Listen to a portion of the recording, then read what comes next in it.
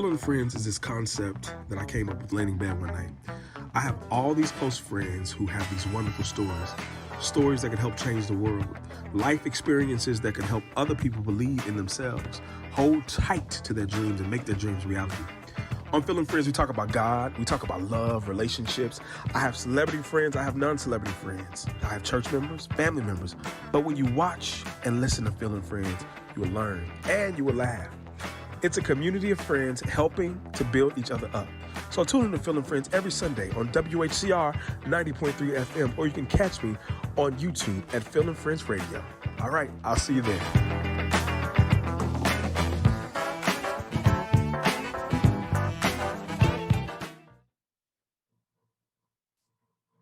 WHCR 90.3 FM, the voice of Harlem. What's up, everybody? It's me, Phil, and I'm live right here in my home studio. I wish I was in my home studio with my fro right here on Filling Friends. Listen, I'm so happy to be back on air with you, my friends. This is our first live show. Of course, you know I go live every Sunday between 12 and 2, but today we are live on Facebook and YouTube, and I've got two wonderful women right here. Listen, we are talking about the power of us. The power of now taking our lives back, taking our community back, making that dollar holler in our community. Y'all like that? Make our dollar holler in our community. Enough with the corny jokes. But listen, we've got Monty Kip, and y'all know my best friend, Ivy Scott. She's here. We got to bring them on. Monty Kip and Ivy Scott. What's up, ladies? How y'all doing? Hey, how are you? Hi, everyone. Good to be here. Thank you all so much for coming in. Listen, Filling Friends today is being sponsored in part by Good Old Professional Solutions. It's my boy. He is producing this show, so shout out to Cody, who is behind the scenes. Listen, if you are live with us right now, we hope. I don't know what's going on the other side, but we know people are watching. So go ahead and put those comments in the chat if you want to talk to Monty and Ivy. Welcome, ladies. Hey, Phil, good to be here. Y'all look good. Oh, beautiful. So thank you. Cheers. I didn't even listen. I was running. Hey, cheers. Y'all got yes. Cheers to my. Don't look at the cheers to the water. Cheers to the water. Listen, you all have done some amazing things. You all have started this wonderful ecosystem that has sparked I would say, a global phenomenon in our community. And I am so proud of you all. I'll never forget, Ivy, you said, Phil, I got this idea and I want to make it happen. And I won't tell the story, but it's so funny how life works because God will start putting people in your lives to make a difference in our community. So let's just start off, tell the people, let's start off with Mari. Mari, Kim, Ivy, people know you, we're going to come back to you. Let's tell Mari, introduce the people to you. Absolutely. So my name is Mari Kemp, and Phil, I actually met you at one of Ivy League's kickoff events, and that's where Ivy and we met actually at the gym. But a little bit about me, I have sort of like a serial entrepreneur / impact maker, but where this all came from was, I've been an executive in tech for over 25 years. And just seeing the lack of representation, not only from a color perspective, but also from being a woman. Not enough women in the C-suite. Any single page you look at, it's me, the only woman in the entire executive team. And, seeing the need to help empower us to move up, to speak up, and to only do things in our passion where we're making an impact. So that's one avenue, but also seeing that everything comes down to money. Why do you go to work? Because you want to make money. And so we have this need, like air, water, food, that we never talk about. It's just like this quiet word, about money. And so you're working hard, you're putting in all these hours, but at the same time, you're just sort of in this rat race. And so it kind of dawned on me, and I'm talking about, I'm in HR, so I'm working with executives in HR, my partners, and I'm working with people all up and down the ladder. And I noticed that everyone was sort of just getting by, no matter how much salary they made. And then also tapping into spending 30, 40 years in the workspace, not even tapping into their passion. So that's where start a business and do and flip your money, make your money work for you. All of those things sort of came along, which enabled me to create more avenues to educate, but also to create my own businesses while working in the executive space, driving impact in that capacity as well. So huge story, been doing it for a while. And I'm very happy to be able to be at this point. We were just in Detroit last week to actually talk about Black business revival, especially post-COVID. A lot of businesses have come out of COVID, which is amazing. And I think that we can tail and get together and push together to make it a more powerful stance that we have with regards to the economy and Black businesses and legacy. Absolutely. Absolutely. We're going to get more back to Detroit, the revival, the ecosystem. Ivy, let's go to you. Unmute yourself. Let's unmute yourself. We are so excited, and we're doing this thing on live. Usually we go on Yard Stream, you guys, but today we are doing everything through Zoom. Ivy, hey friend, what's going on? Hey friend, how you doing? Hey buddy, what up, Black people? Hey. What's up? So let's introduce the people, reintroduce the people to you. Cool. So y'all know so much about me, but I'm just gonna delve in. Ivy Scott, obviously, HBCU grad, a proud Clark Atlanta University alum from Dallas, Texas.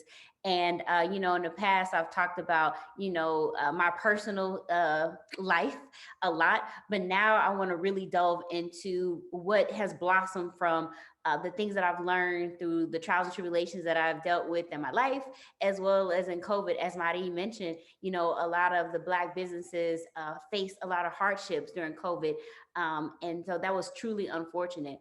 For me, it actually helped me to blossom and take a leap of faith and do something that I always dreamt of doing, which was being an entrepreneur. And now I'm 1 year in, and I can't take any other clients right now. I have a marketing agency called Ivy League Marketing, and the mothership of that organization is Black Ivy League Ecosystem, which is a consortium of small Black-owned businesses, some of which I support as their marketing branding lead.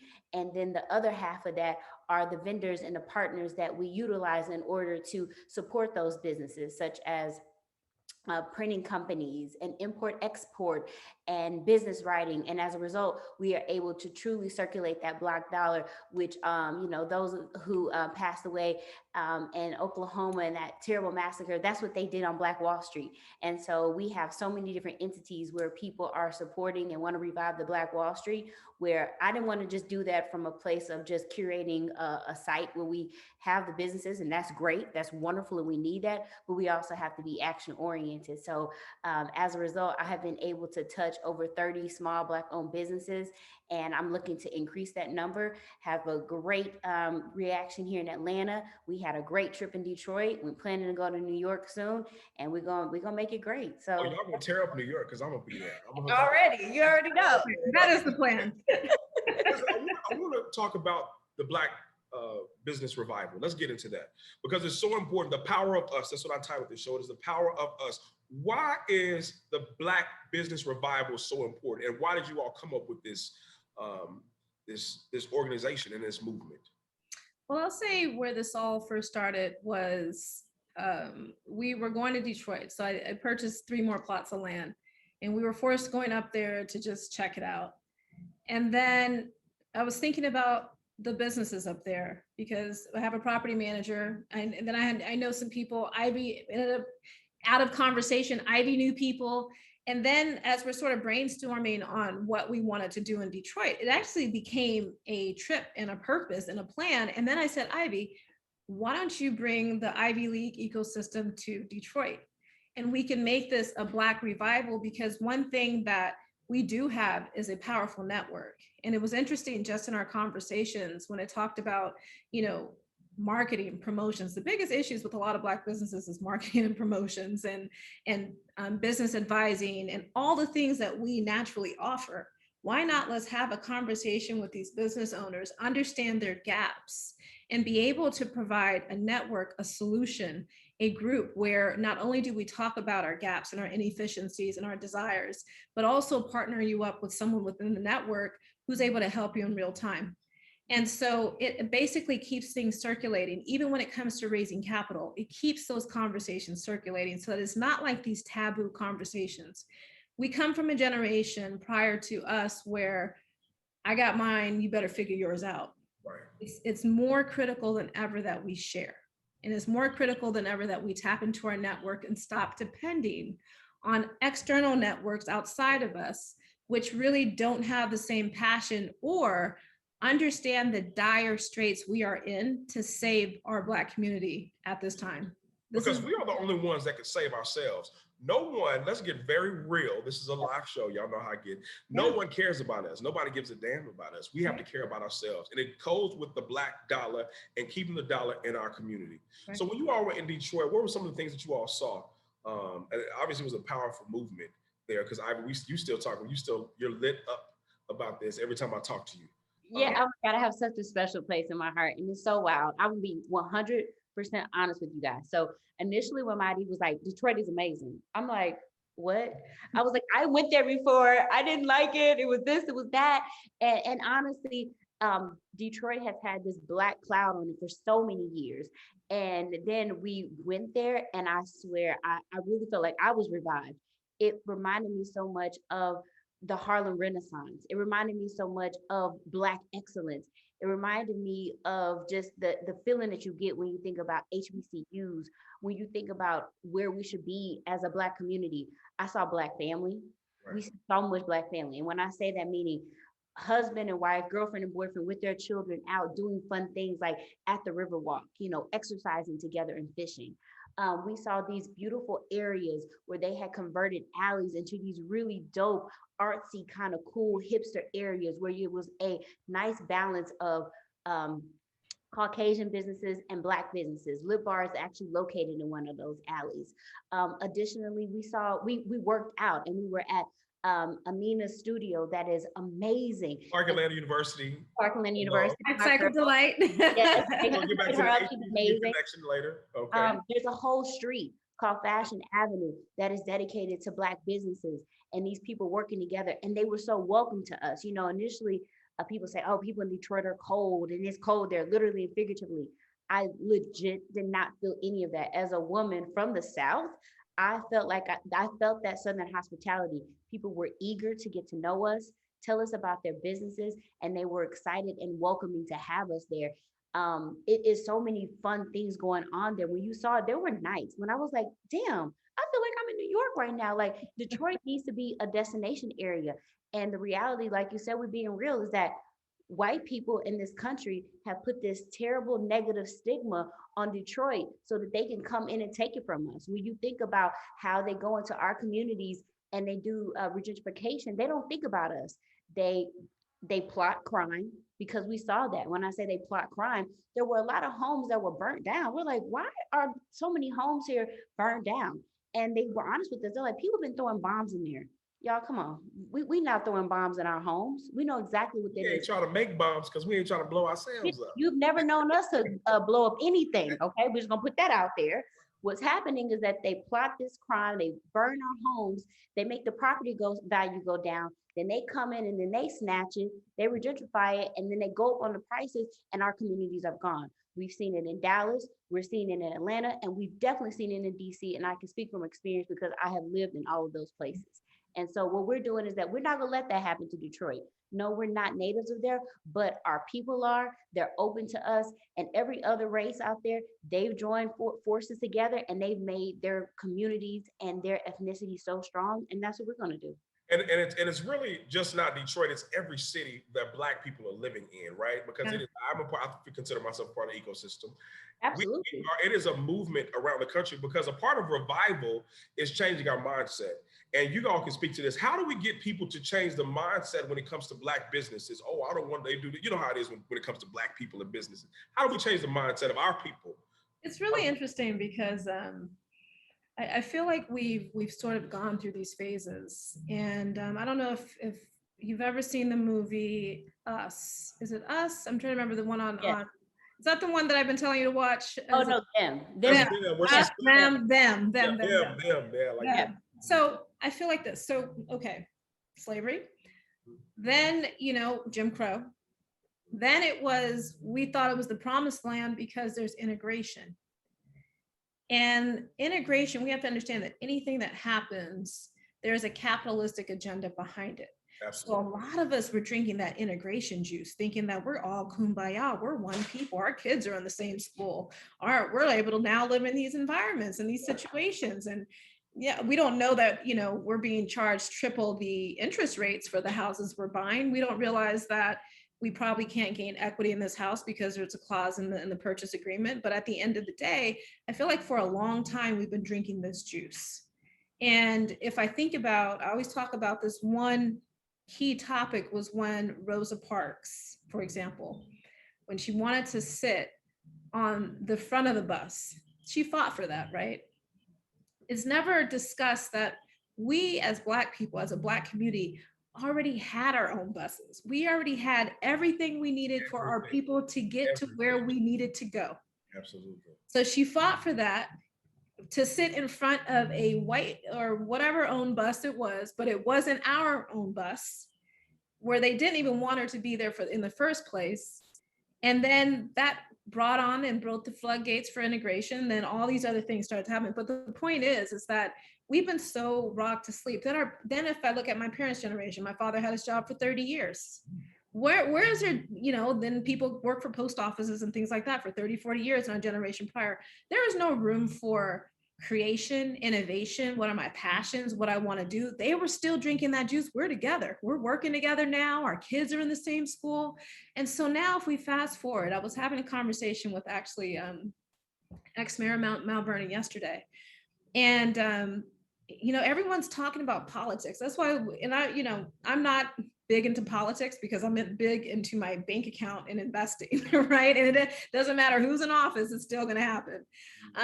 But the thing is that we as Black people get so wrapped up into politics, and we really think like we're really looking for someone to save us. And it's just like, it's not going to happen. So when I look at places like Mount Vernon and Harlem, you see all these buildings that are just say for lease.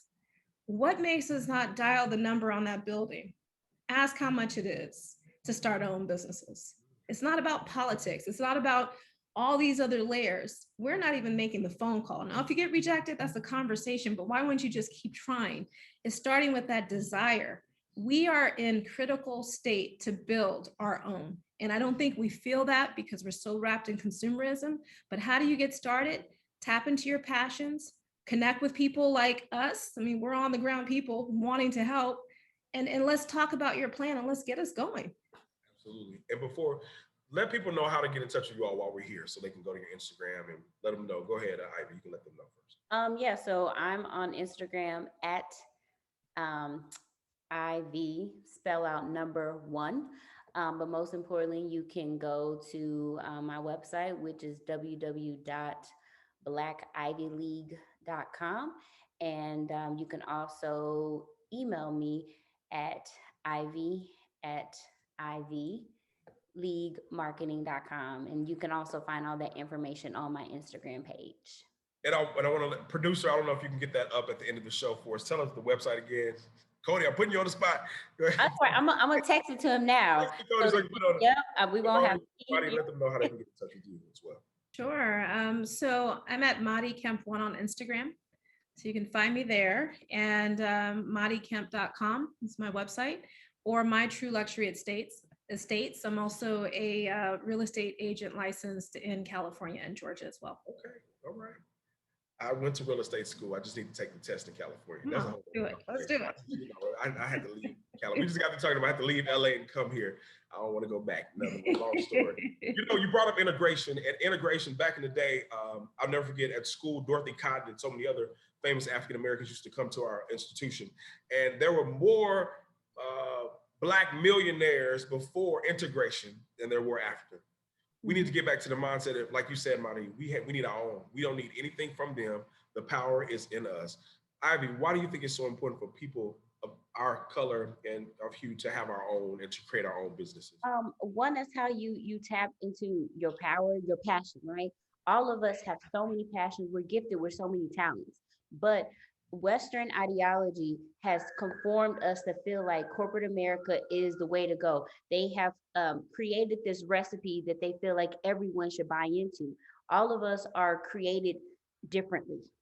Forget created equally. We're created differently.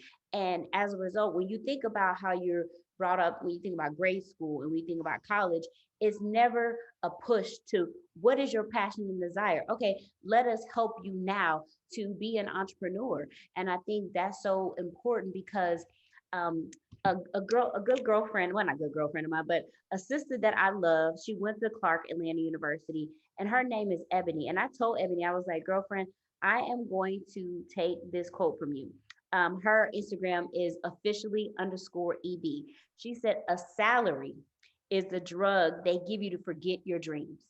And so there has been this fear. They're always telling you that, oh, only X amount of businesses even thrive. And so when you hear these crazy statistics, even as it relates to dating in the Black community, you get scared. And then as a result, you act out of fear. And so the reality is that we have seen it tried and true that if you actually put the work towards doing your business, getting your capital together, you can thrive. The fact that I was able to start a business during the pandemic, I that is a prime example that if I can do it in the pandemic, go through a divorce, move from DC to Atlanta, then anyone can do it as well. And so, as Madi mentioned, there are so many resources out there, not only us. For instance, here in Georgia, Operation Hope. It is a initiative to actually help small Black owned businesses. The goal is to help launch 1 million small Black owned businesses. They've partnered with Shopify and a plethora of other companies, and they're offering free mentorship, offering free business development courses. So the resources are there. We just got to get it out there. And that's how you actually, when you think about, you look at these different brands, Ralph Lauren, Tom Ford, Tommy Hilfiger, Gucci, Ford. These are all white names. We need to be able to have our names in the same amount of esteem and prestige and credibility. A lot of these companies, they thrive because they take our culture, they take our creative ideas. The reality is that we're the ones who created all of this shit anyways during slavery, and we just haven't been given the credit. So now let's take that back. We're alive. I got to put this on the radio. Also, exactly. But you're right. You're fine. You're right. But you are absolutely right. You're absolutely right. We have the buying power. We have the money. We spend the money, but we are the culture. So we are the culture. We are the trendsetters. So we need to capitalize on our own. Yep. You said something so poignant. You said you see a sign on the street.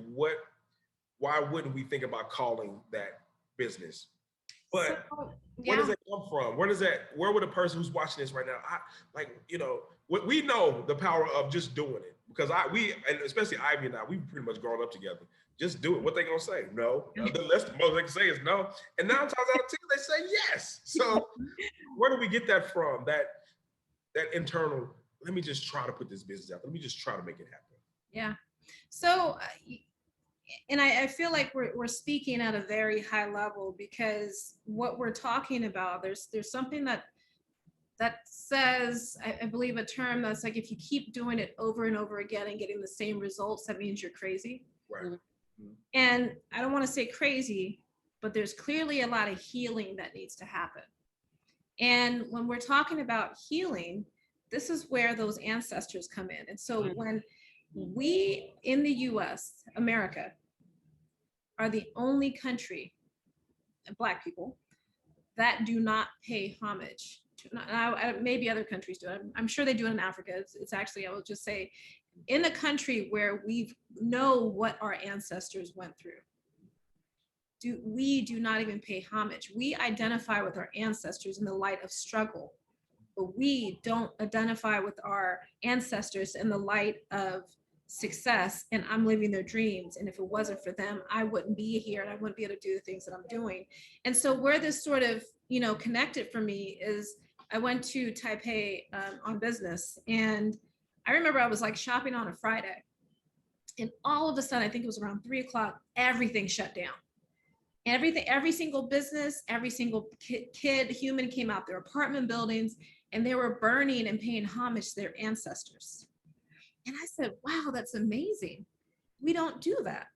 And so when we talk about what keeps people from making that call, what keeps people from disassociating or disconnecting themselves from Gucci and Louis Vuitton, it's that illness, there's a sickness that we have to undo. We need to heal. But at a fundamental beginning of that, if we were to talk about one tactical thing you can do today, is pay homage to your ancestors. Say thank you. If you don't thank them and you don't come at a place of gratitude, you will never be able to really understand where, because those ancestors are waiting for us, right? And they are truly to guide you, but we just need to tap in. I Well, believe that's listen, what we were talking about that prior to the show, and we were saying that I hope someone gets something from this, and we are very spiritual people, and we are saying us, and you are right. It is about paying homage to our ancestors. It is about believing in something greater than you. It is about knowing that you are not on this earth alone. There are people walking with you. There are literally times when you can be by yourself. You have chills running up your spine. There are angels guiding you. There are people around you. And it's important for us to tap into that.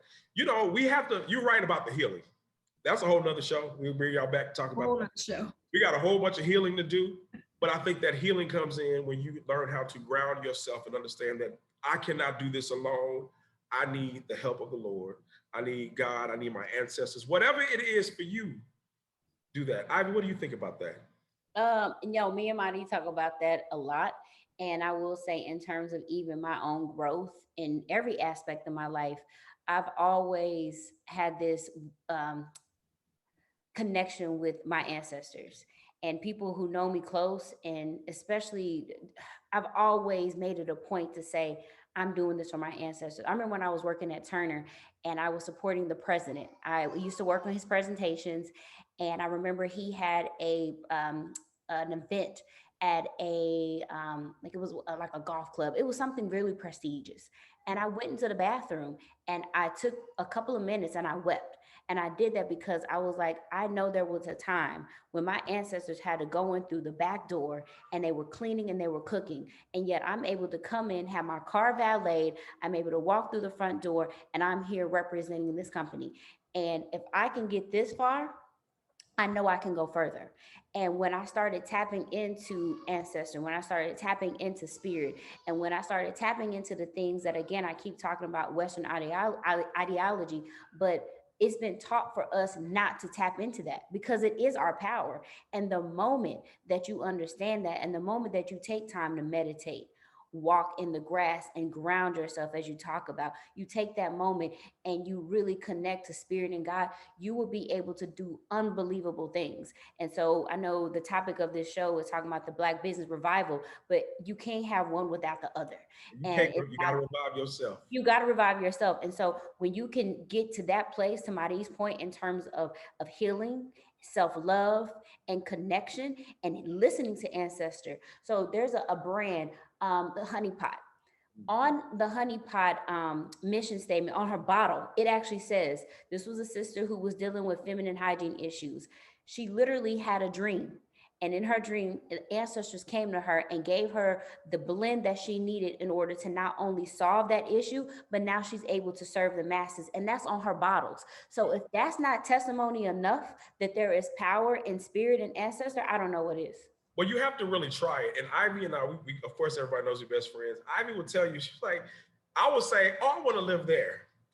10 years later, I'll live there. Oh, I want to work here, and I'll work there. It is the power of you knowing that I'm just going to speak it, I'm going to apply, and it's going to happen. Yeah. But that comes from you knowing, but that comes from me knowing that, you know, my parents telling me that there's something that God is going to make stuff happen. You got to believe, you got to put him first, you got to trust him. But that is a part of my ancestral bringing, if you will, of knowing that. But yeah, that's important. So y'all out there watching, please believe in yourself, find it, and they can help you. These two. Tap into your ancestors at a minimum. Yeah, at a minimum. Cody, if we have any people who are, I don't know who's watching, I can't see. Cody, good old Professional Solutions is taking care of us. You can put the comments, if people have comments, audience, if you're watching, please let us know at this time. Cody can put them on the screen and we'll jump right in. Listen, I want to start a business. I don't know what to do. Can you all help? What do I do? I see these sisters online. Y'all give me all this information. Help me figure out what I need to do. And how do I get a part of this ecosystem? Well, we'll talk about that, but let's start with the business part and we'll go into the ecosystem later. And I think it's, and again, just speaking about why healing and tapping in is so critical, because if you don't handle that first, that's what's bleeding in our finances right now. We don't care. We work so hard for these dollars, and we don't connect the dots that it's currency. That's why it's called currency. Right. It's a form of energy. So if you're looking to start a business, number one, fundamentally work on your self-discipline. Number one. Number two, start your LLC. Once you have your LLC, get your Dun & Bradstreet number. start building your business credit. The idea with business is you want to make sure you keep all businesses separate from your business needs, business finances, etc., separate from your personal. Once you get your DMB, start a NAV account so you can start building your credit. Once you do that, you open up 4 trade lines of accounts, which are 30-day type accounts. They don't require your social. You just use your DMB, or you're using your EIN number. Then you open a bank account, a business bank account that's solely based on your EIN and your DMB number. And then from there, you're pretty much moving along in the nice fashion that you want to. So that's just like the stilts. That was good. Listen, the foundation. Let's keep it simple. Right, keep it simple. And then, you know, I would actually partner and start getting your business plan together. You know, I believe in passion, and just like I tell my daughters, is where passion meets your ability to take care of yourself, there has to be that intersect. So when you create a business plan, it's great to have big dreams when you're creating you're desiring to tap into your passion, but you have to look at how you're going to monetize, and then you have to be stable enough to be able to start to support that goal, you know, financially. So that comes with partnering people like me and Ivy League, etc., to start devising your business plan. I'm a business advisor with the Best Workouts, and that's how Ivy and I actually started working a lot closer as well. And it's amazing, just people in my network I was able to connect to, and it was automatic, you know, movements. And it didn't take a minute. I mean, it was just like a conversation. Oh yeah, I know this person, let me connect you. That's why this ecosystem is so critical. And you know, for me, I know you have to, I'm all about making money. I'm not 18 anymore. So if it ain't making dollars, it ain't making no sense to me. But that's not really the way you could go, because if you want to start off your business, you may not make money first, right? And you may still have a corporate job. And that's the thing. Just understand that corporate job is whatever, you got to have 7 streams. Whatever that stream is, don't judge it. Don't judge it. Absolutely. And I need a few more, because y'all know I work like a slave up in here. But I got them streams coming in, and one day I need a big stream. The Lord is gonna make that way will come in. It will no longer be stream. Yes. Ivy, what do you want to put into this? I want to start a business. I want to get my marketing right. You have your company with marketing. Yeah.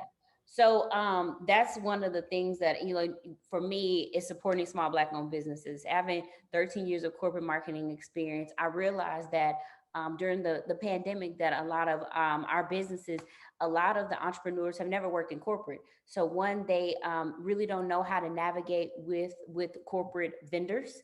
A lot of times they pay for services that they don't need, and or they're not asking the right questions just because they don't know, because they've never been in that setting, as well as they don't have a brand. They have an idea, they have a product, they have a service, but they don't have a brand. There's a difference, right? So they don't have their logo, you know, they don't have their colors, their style guide. And so things are kind of discombobulated. And so as a result, you have a great product or service, but because the brand isn't tight and people don't know how to find you and it's not consistent, then sometimes those businesses will fold, not because they aren't good, but just because they didn't have their credentials together. They didn't have their branding on par. So what I do is I come in and I take that experience, and I first start with, what is the logo? What is the brand style guide? We don't have that. Let's go ahead. What is our mission? What is our value statement? And then we also identify, you know, what are our marketing channels? We don't have them. We don't have email. Okay, we need to get into that. We additionally find out who is our target audience. A lot of times people feel like everybody. No, you want to tap into your target audience. A lot of times, if you just tap into that 10% of people who are buying loyally and they're engaged loyally, that's how you're going to make your revenue. It's a huge miss when you try to target everybody, or you cheapen your brand identity because you are trying to have this catch-all. If you know that you want to be a luxury brand, then don't shortchange yourself. Go out there with the you know, $2,000 product, whatever that is. And that's one thing I was listening to Damon John, he was saying with FUBU, was that there was a lot of people who were ripping them off, but that's okay. Those people were never going to buy FUBU. They were never going to buy the authentic of FUBU. That's all they could afford, was a cheap one. So don't feel like you have to waver your brand so that you can get everybody. Additionally, when you get these services, make sure, when I say services, meaning email channels, or even down to Wi-Fi. You guys will be surprised that unfortunately, a lot of these big brands, I'm not going to call any of them out, but they will not service us properly because they know that we don't know. So what I'll come in is I'll ask the hard questions and I will pressure them and I will negotiate the contracts for them so that not only they get the services that they need, but they also get some freebies because essentially they're making them money by using their platforms.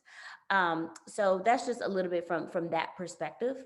And then most importantly, I think when it comes to the Black Ivy League ecosystem, being a part of the ecosystem, because we are all sharing a lot of the same services, we don't have to pay the top dollar amount for it because I'm brokering various deals. You're going to get a discounted rate on printing. You're going to get a discounted rate on your photography, on your videography, as well as there's going to be consistency because we're all working together and everyone is familiar with your brand. And that's how you're able to produce really great products. Absolutely. Absolutely. Listen, the next city for the Black Business Revival is where? New York City? Yes, New sir. York City. New York That City. is definitely a target spot for us, for And sure. I don't know how you all want to do this, but if you want to, I'm sweating. Y'all didn't tell me I was sweating and stuff. Okay. It's a glow. It's a glow. It's a glow. I'm sweating. I didn't even see it. I'm a church style. Listen, so we, but if they want to be a part of this, is it something that people can be a part of, or can they just email you all to be a part of this, or what? How does that? The next, and I know you all are making a city. It's gonna be a global thing. It's gonna be, but we're hitting America. So it is an initiative that we like to keep intimate, but we are opening up to people. As for New York, we are penciling September. So just stay tuned to our Instagram handles and we'll be pushing that out, as well as if you join our mailing list through our websites, you'll definitely be informed. The focus right now, though, and I think this goes back to when you are developing a business, you have to have focus. And so I'm not going to sell this dream of we can service everybody. Right. In order for us to truly maximize, in order for us to truly be productive, we do have to have focus, meaning that if we scale too fast, it'll be detrimental. So with that being said, is like with Detroit, we started off small and now we realize, okay, we've established the relationships with these businesses. Now, how can we work together collectively in terms of buying a block? So, Madi was the one who educated me on property investment. And so now I'm investing in my own property and now we can scale in that initiative. So I want to shout out her property management manager, who's amazing. His name is Leroy. His company is phenomenal. And it was starting small that, okay, well, let me see how it's working for Madi. I see now I understand the recipe. Now we can scale this to other people. So as it relates to New York, if you are a small Black owned business in the New York area, definitely reach out to us because the objective is to network with you, understand your business, and then from there we understand how we can work together, understand the challenges, and then we can put together a strategy plan because discipline and strategy are two key things that our community has to lean into. I'm all about being in the flow, but you also have to have some structure. Absolutely. So let's go into final thoughts. Madi, we'll give you the floor. What are your final thoughts on today? My final thoughts are we are in critical need to do something for our own community. And it's time to, my son plays basketball, and actually all my children play basketball, but box out.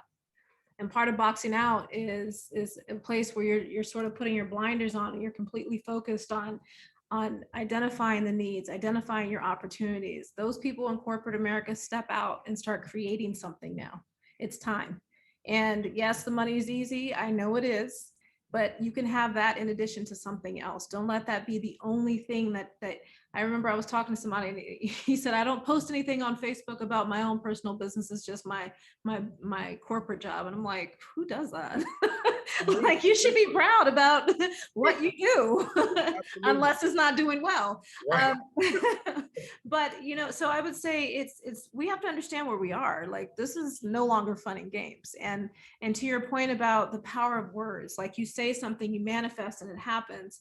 Everything you say is power.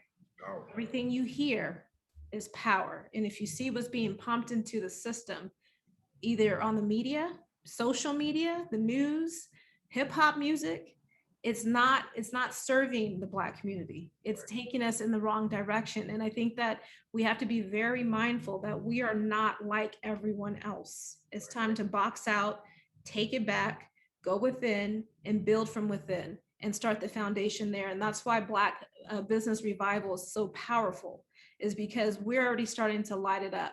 You know, from Atlanta to Detroit to New York. I'm from the Bay. I'll be in the Bay next. We got to make this happen. And you know what? I'm taking full accountability, and I want everyone who's watching today to hold us accountable. And, you know, if you're interested in becoming part of this Black business revival, please send me an email personally, Madi@madikemp.com. Madi@madikemp. Ivy, what are your final thoughts? Yeah, I wanted to first start off by saying that there's enough in the universe for everyone. Absolutely. So we have to we have to forget everything that we've been taught in terms of what we've learned, this crab in a barrel mentality. And that's a lot of times why Black people, we have been unable to truly collaborate together, is because we feel like there's only enough for one of us in the room, one of us in the business. So if once we can deprogram ourselves into thinking, man, there's enough of us, we could have photographers, videographers. It's not a competition. As long as we're working together, that's the power. Don't feel like that, oh, you got one photographer, I guess you can't have another one. We have to get out of that mindset.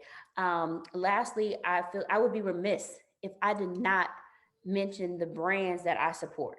And I want that to be part of my lasting thoughts, because the Ivy League marketing and Black Ivy League ecosystem would not exist without these wonderful people who have trusted me with their businesses. And so first, I'm just going to start with Mighty Kemp, MK Global.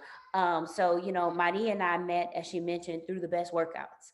The Best Workouts is a virtual fitness platform. The founder is Donald Alexander. And so her and I were working out together. I heard all these great things about the sister, and she was our business advisor. And then from there, she brought me on to help manage her portfolio of businesses. So you got the Best Workouts, you got, you know, MK Global. You also have Play Pits. Play Pits, the founder of Play Pits is Chantel Powell. That's my sister, that's my girl, that's my little sister. I was there with her when she was baking up the recipe in the kitchen, and now it's a thriving all natural deodorant line. Lionel Norrell Designs, another sister that I love. She went to Spelman. Her and I, we met through associations. And anyways, her and I actually both took a leap of faith at the same time and pursued our dreams and our passion. And now she has a thriving interior design business, as well as a line of luxury pillows. And she's able to scale those pillows because one of my other business partners and clients is Joe Johnson. He has a la mode, he has Bamboo Music, and one thing I love about his company is that his family had a trade of sewing. And that's one area that Black people, we need to tap into, is really knowing those trades. And they do all the reupholstery and scaling of the pillows for Atlanta Norrell. Also Atlanta Reggae in the Park. It has been a huge part of the ecosystem. It's the largest free Afro-Caribbean festival in the United States. It's going to be at Piedmont Park, August 13th, 14th, and 15th. Philip is actually going to be reporting live there. Come on, I'll be there. Hey. And so Play Pits is going to be sponsoring the Play Zone for that area. We're going to have Mighty speaking there. We also have some of my other clients who are going to be part of Atlanta Reggae in the Park. I have more clients that are coming on board. So I said all to say is that lean into your community, lean into your people, and don't worry about that's not for me. I can't do it. I'm not good enough. Oh, they already got it. They already have a natural line. I can't be a part of it. Yes, you can. Believe in yourself. Love yourself. Know that you are enough, and start there. And once you start working on that self-work, everything that you want and desire will come to fruition. Mm-hmm. Absolutely. Ladies, thank you so much for coming on. I really appreciate you all. You all have been glad to be here. You know, I wanted to say one thing, Phil. Go ahead. If anyone takes anything from this call or this show, start healing. You know, figure out what's going on and tap into your ancestors. Start there, and everything will start to naturally fall in place. Yep. And if that's anything you can do right now, that's something you can do, from putting your phone down, closing your laptop, and just going into your zone and just really focusing on what's already given to you. It's already there. Absolutely. And like I always say here, again, thank you ladies for coming on. I really appreciate you all. Madi Kemp, Ivy Scott. Let's give him a round of applause. Hopefully everyone is watching. Happy birthday to my best friend, Brittany Groove. My big sister, Amber. My baby's birthday's on Friday. All the cancers. Shout out to y'all. It's a lot of y'all. Michaela, Chanel, just happy birthday to them. Sorry, I couldn't stop. Happy birthday. All of them. But listen, one thing I really want to tell you all, for those who are listening, is to keep believing in yourself and believe in God, because he can do exceedingly and abundantly above all that you could ask, think, or ever imagine. So remember that. I'm here same time, same place on Sunday. I'm also on Phil and Friends Radio YouTube. So we'll see you guys next time. Shout out to Good Old Productions and Professional Solutions who have been sponsoring this show. All right, y'all. We'll see you next time. First live show on Facebook. Hey, yeah. Well done. Baby, let's go. All right, y'all. All right. Yes, you can. I've already stay right there. Okay. Phil and Friends is this concept that I came up with laying in bed one night. I have all these close friends who have these wonderful stories that can help change the world, life experiences that can help other people believe in themselves, hold tight to their dreams and make their dreams reality. On Phil and Friends, we talk about God, we talk about love, relationships. I have celebrity friends, I have non-celebrity friends. I have church members, family members. But when you watch and listen to Phil and Friends, you will learn and you will laugh. It's a community of friends helping to build each other up. So tune in to Phil and Friends every Sunday on WHCR 90.3 FM, or you can catch me on YouTube at Phil and Friends Radio. All right, I'll see you there.